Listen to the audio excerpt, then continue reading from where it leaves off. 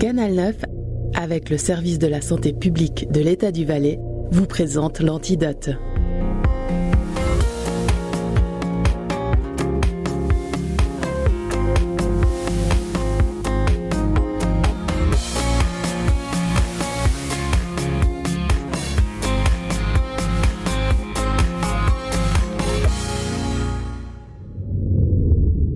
Je peux y aller ? Oui. Allez, je pique. On l'attendait depuis le début de la crise sanitaire. D'un côté, il représente l'espoir de sauver les personnes à risque, de revoir ses proches, de sortir de la crise économique, du confinement. Mais d'un autre côté, il représente aussi la peur, l'incertitude, le doute, le complot. Le vaccin contre le Covid-19 a été conçu en un temps record, avec une nouvelle technologie. Est-il une prouesse scientifique ou manque-t-on de recul sur la question de sa sécurité ? Protégera-t-il contre les nouveaux variants ? Une course contre la montre s'est engagée depuis janvier. Alors que les populations vulnérables sont vaccinées le plus rapidement possible, les plus jeunes devront aussi se poser la question du vaccin.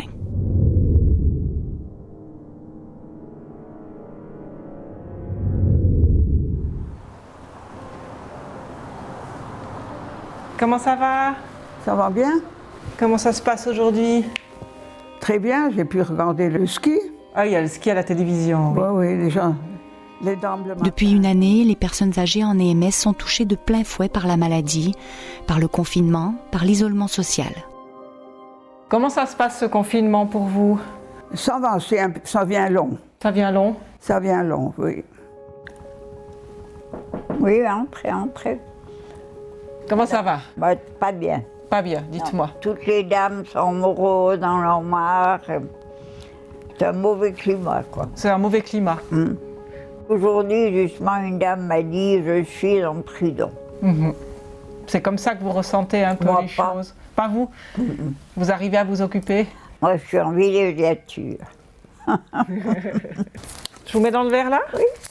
Un quart de cranberry, un tiers de coca et un tiers d'eau. Ça, c'est mon cocktail. Les murs se font de plus en plus serrés, on ne peut pas sortir. On a la famille, une par jour, puis une demi-heure, pas plus.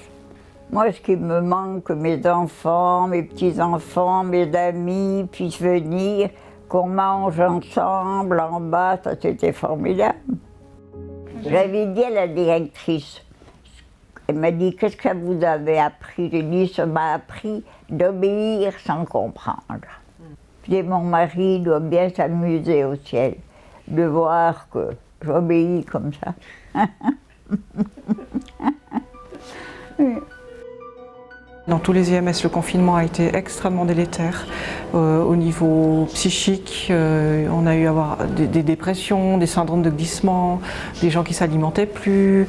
Il y a eu beaucoup de choses comme ça, on a eu des chutes, enfin voilà, vraiment des effets aussi physiques qui étaient vraiment importants par rapport au confinement. Et le vaccin, Madame Bregui, ça s'est bien passé ? Oui, j'avais un peu des soucis, mais ça s'est bien passé. Ça s'est bien passé. Pareil qu'après, on est libre. Oui, qu'on peut sortir. Moins de restrictions. Mais ça, on verra si ça se produit. Madame Bregui et Madame de Torrenté ont été vaccinées en première ligne. Elles espèrent désormais pouvoir retrouver une vie plus riche, revoir leurs proches plus souvent, plus longtemps, sortir en ville. À votre santé. L'infirmière Karine Perruchou fait partie du deuxième groupe cible pour la vaccination, le personnel soignant, plus hésitant. Elle s'est posé beaucoup de questions face à la vaccination. Oui. C'est vrai qu'habituellement, pour faire un vaccin, il y a beaucoup plus de temps de recherche. C'est assez inhabituel cette rapidité. Et puis, moi j'ai fait Covid, donc j'ai eu le temps un petit peu de réfléchir à la vaccination parce que c'est vrai qu'il y a peu de recul sur cette vaccination. Et je vais me faire vacciner dès que possible parce que je trouve que c'est un geste solidaire et un acte un petit peu citoyen en fait si on veut sortir de cette crise.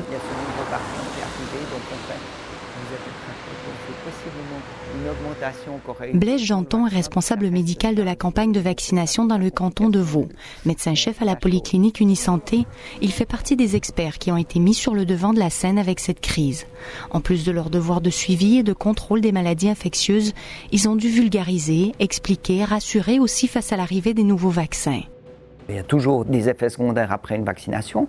Ce qu'on voit avec les vaccins du coronavirus, c'est ce qu'on voit avec d'autres types de vaccins, donc des douleurs locales, des rougeurs, des fois un peu de douleurs quand on se mobilise, et puis plus rarement des effets secondaires, ce qu'on appelle généraux, c'est-à-dire un peu de malaise, un peu de fatigue, voire même dans 10% des cas, un petit peu de fièvre qui disparaît après 48 heures en général.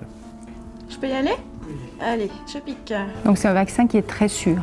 C'est un vaccin qui est très sûr, oui. Il y a eu quelques effets secondaires sérieux, comme on appelle, c'est-à-dire des réactions allergiques, anaphylaxie, à peu près 2 par million. C'est ce qu'on a maintenant, parce qu'il faut savoir qu'on a de plus en plus de données sur la sécurité. On arrive à des dizaines de millions de personnes qui ont été vaccinées avec ces vaccins. En tout cas, pour les effets à court et moyen terme, on est vraiment sûr. Il existe aujourd'hui différents types de vaccins. Au XVIIIe siècle, le premier vaccin a été développé par un médecin anglais, Édouard Jenner. La variole fait des milliers de victimes dans le monde, une maladie redoutable. Ce médecin a l'idée de prélever du pus de la variole de la vache, de la vaccine et de l'introduire sous la peau humaine pour protéger contre la maladie. Depuis, des vaccins contre de nombreuses maladies ont permis de prolonger l'espérance de vie considérablement.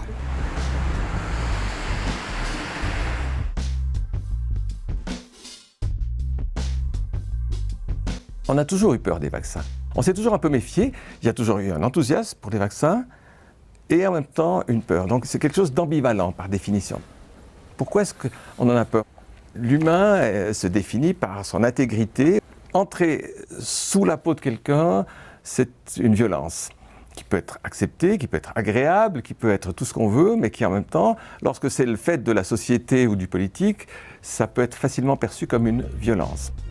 Les vaccins dans l'histoire de la médecine ont toujours suscité à la fois de l'espoir et de la peur.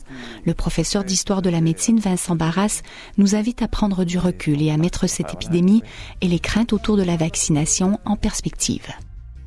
Lorsque, à la fin du XVIIIe siècle, au début du XIXe siècle, on introduit dans l'humain un petit bout du pus varioleux de la vache qui a pour effet d'induire chez moi une immunité contre le vrai virus de la variole humaine, eh bien j'introduis un petit bout d'un élément étranger d'une vache. Alors vous voyez fleurir ces fameuses caricatures au XIXe siècle de gens auxquels des cornes commencent à pousser. Ça dit ce fantasme d'être transformé dans sa nature. Aujourd'hui, il y a toujours ce fantasme, on introduit en moi des éléments qui ne sont pas de ma nature, de l'aluminium, ou Dieu sait quelle puce de Bill Gates, ou tout ce que vous voulez, tous les fantasmes ne sont permis à ce moment-là.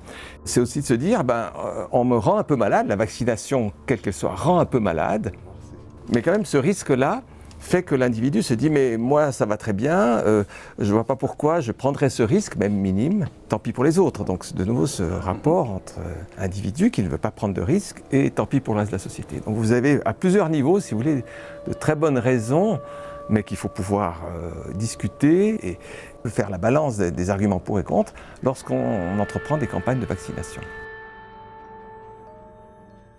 Dans cette campagne de vaccination, l'enjeu est d'expliquer comment les vaccins de Pfizer et Moderna ont pu être développés aussi rapidement et comment ces vaccins à ARN messager fonctionnent, ce qu'ils contiennent, comment ils agissent.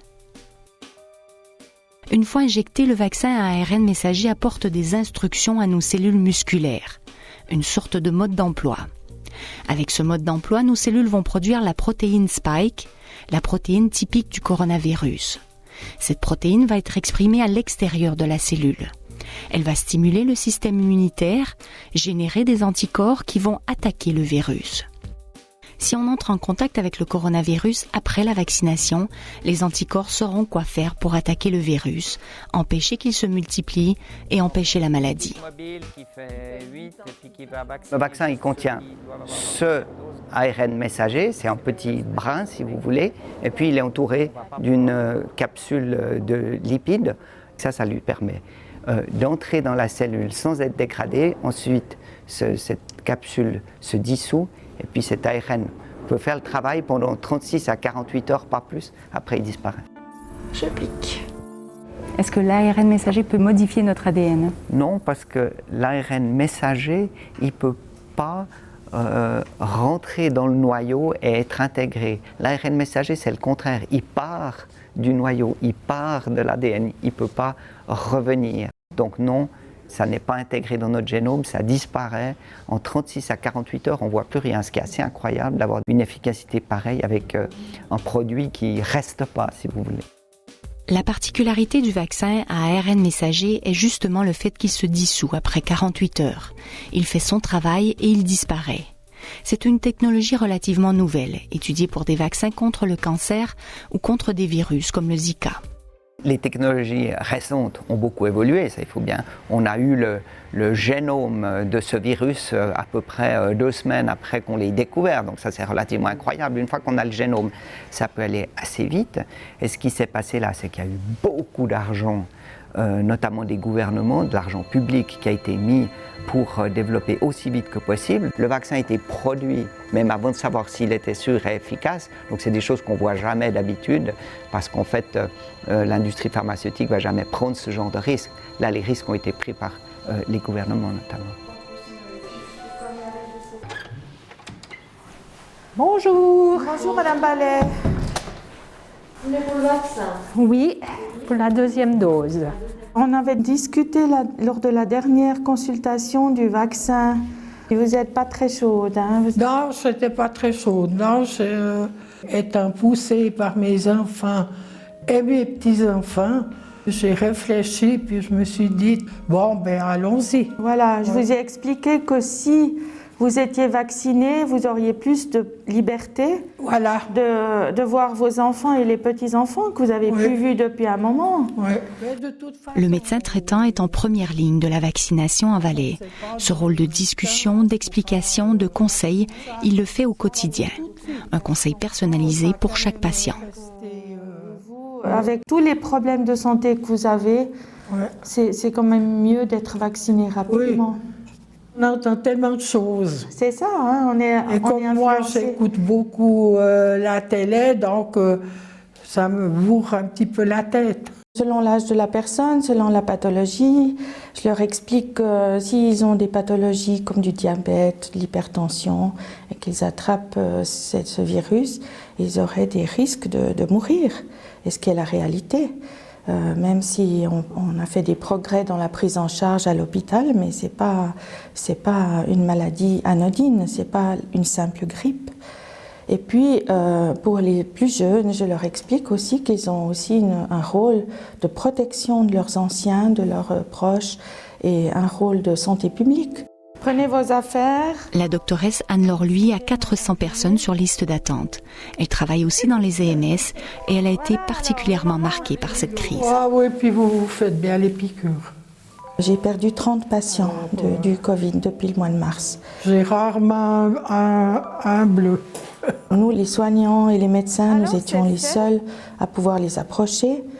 Et même d'une fois qu'ils étaient décédés, les familles ne pouvaient pas les voir, on ne pouvait pas les faire des cérémonies funéraires et j'ai trouvé ça très très difficile. Ouais. Madame Bossir, je vous donne la date, la prochaine le rappel, dans un mois. Oui. On a un vaccin, on fait ce vaccin, ça va nous aider. C'est pas fait pour nous tuer, le vaccin, c'est fait pour nous aider. J'ai mis les deux jours, le 8 janvier et puis aujourd'hui. Mais je crois qu'on est tous fatigués de cette situation. Les trains, ça devient compliqué, les spectacles, les cinémas, tout. Et vis-à-vis des autres, moi je crois qu'il y a un moment donné, comme on dit, il faut prendre le taureau par les cornes et puis avancer. Dans ce climat anxiogène, un mouvement anti-vaccin s'est créé, alimenté par les réseaux sociaux. Les mouvements anti-vaccinaux ont été caractérisés depuis qu'on les a mis en évidence, c'est-à-dire au XIXe siècle, il y a un siècle et demi, par parfois des épisodes extrêmement violents.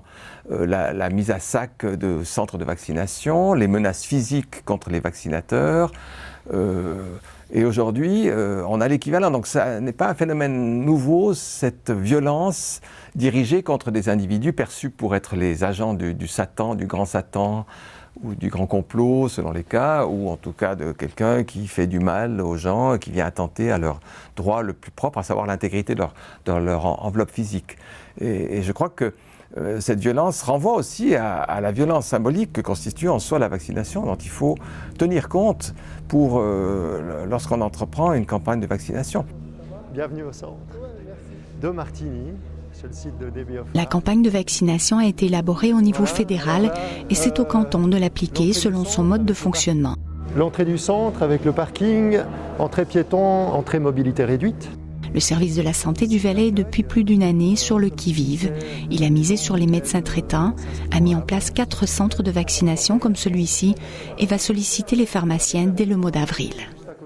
Une fois que les personnes sont passées à l'admission, elles viennent en zone d'attente devant les box. Ici, on a une particularité, c'est qu'on a des box traversants, ce qui raccourcit beaucoup le flux. Elles sont en attente, elles se font vacciner et après elles passent de l'autre côté, directement en zone d'observation. Le frigo pour la prise en charge, la préparation et elle les transmet direct dans les box. Piquez là, vous pouvez peut-être avoir un petit peu mal au bras demain. Je vous pique, madame.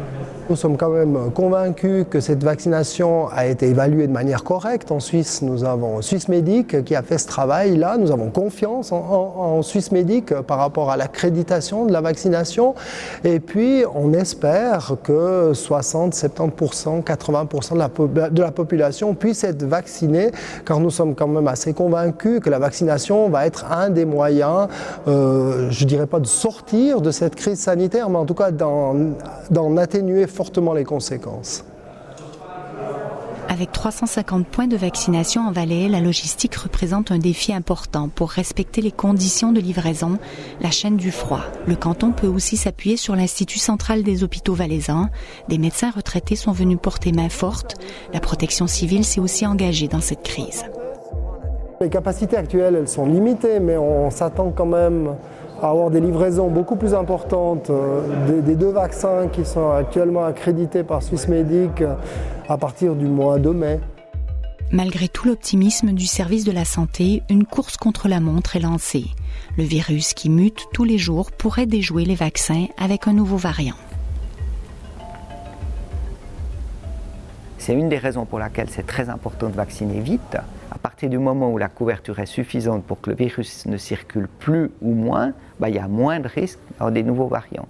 Et puis évidemment, le risque c'est que la protéine spike varie tellement qu'en fait, elle puisse quand même, ou une partie puisse quand même s'accrocher à cette muqueuse et permettre la multiplication. Donc pour l'instant, ça n'est pas le cas, mais ça pourrait l'être. Les vaccins seront donc adaptés au fur et à mesure que l'efficacité évoluera. Pour l'heure, on sait que les 2 vaccins disponibles en Suisse sont efficaces à 95% contre la maladie, c'est-à-dire que les personnes vaccinées ne développent pas de symptômes sévères ni de symptômes modérés comme la perte de goût ou de l'odorat contre les variants habituels. On ne sait toutefois pas à quel point la vaccination protège de la transmission du virus. On avait l'habitude qu'on avait une médecine toute puissante, on arrivait à peu près à soigner beaucoup de maladies, puis lors de cette crise, on s'est rendu compte qu'on était dépourvu, qu'on n'avait pas de solution immédiate, et on se rend compte encore maintenant, au niveau des médicaments, on ne sait pas vraiment ce qui peut soigner ce Covid. On a des solutions avec la vaccination, mais on ne connaît pas aujourd'hui tous les effets de la vaccination. On sait que la vaccination protège des effets de la maladie, mais on ne sait pas si la vaccination protège de la transmission. Donc on se rend compte quand même qu'on est dans un système complexe avec la nature, avec l'ensemble des acteurs, qu'on n'arrive pas à tout maîtriser. Et je crois que c'est quand même une petite leçon pour l'humanité. On doit avoir une certaine modestie vis-à-vis de cette crise. Même avec la vaccination, le masque restera un moment, la quarantaine aussi, les tests de dépistage, les mesures de distanciation. Par contre, la vaccination sauvera certainement des vies. Elle évitera des hospitalisations, protégera contre les complications. Elle permettra de nouveau les contacts sociaux, les spectacles, les restaurants, les soirées, les voyages. Le canton du Valais espère pouvoir vacciner 70% de sa population pour revenir à une vie normale. Cette campagne de vaccination représente pour l'heure le meilleur moyen d'y arriver.